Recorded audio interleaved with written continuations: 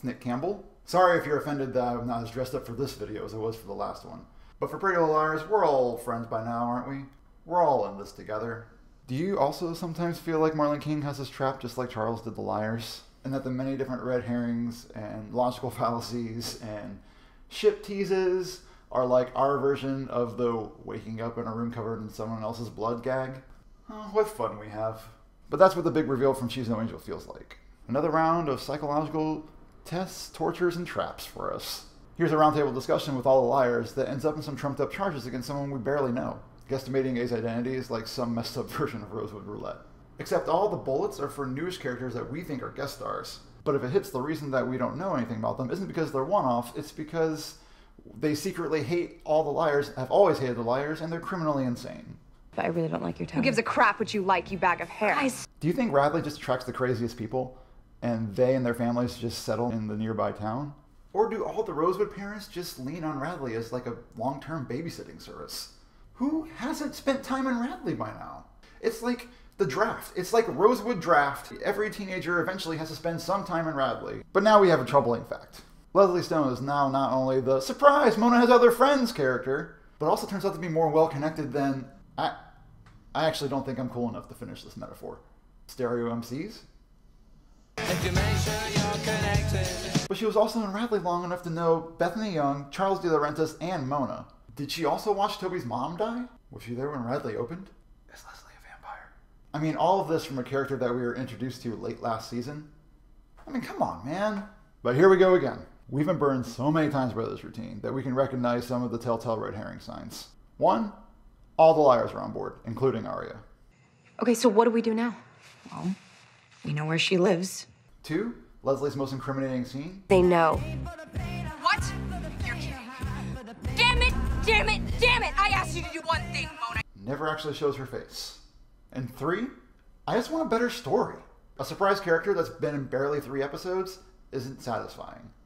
Unless they have something really good planned. Like Leslie is just Jason in an extremely good drag. Or maybe this is it.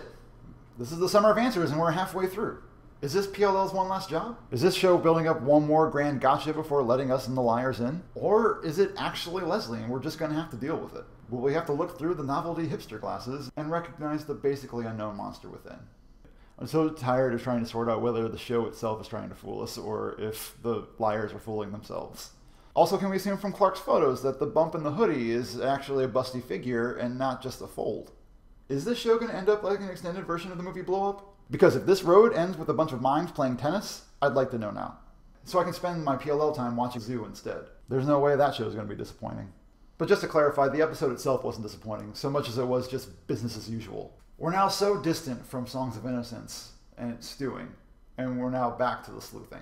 Spencer's moratorium on meddling was pretty short-lived. And it's almost quaint to hear Sarah's indignance about how the liars spend their free time. Don't do this. You've been looking all along, haven't you? What? For whoever had us down in that bunker. Yeah, Sarah, welcome to the premise. Now prove to me that you're not a supervillain, because if this whole thing with Leslie doesn't pan out, guess who's been in that chamber next? In any case, it seems like they were picking up steam and we're running downhill to whoever Charles is, rather than the gradual process that we were having just a couple episodes ago. But I guess at least we're picking up steam. At least that's how it seems. Unless ABC Family decides to renew the show for 3 more seasons. Then an actress character and her lover will suddenly appear in Rosewood. But then there will be flashbacks to when they've always been there.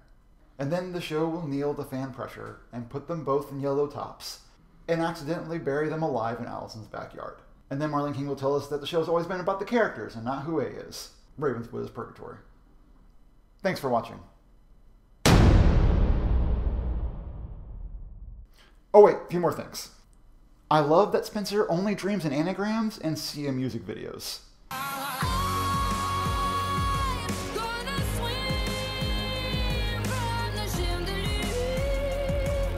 What I love about Gold versus Gold episodes are all the one-liners. My mom just got back from Curves and I'm not having this argument with her after she pumped iron. Don't touch it.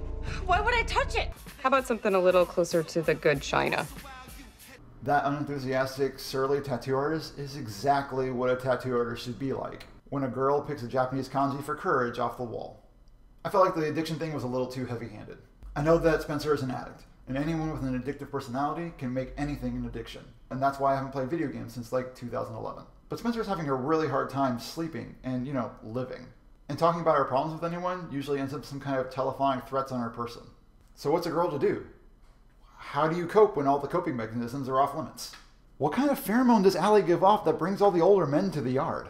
Just chill out on those Lolita milkshakes for like a second, dog. A fair portion of this episode could have been titled, Ken Shows Up and Makes Things Awkward. And here it is, your moment of A.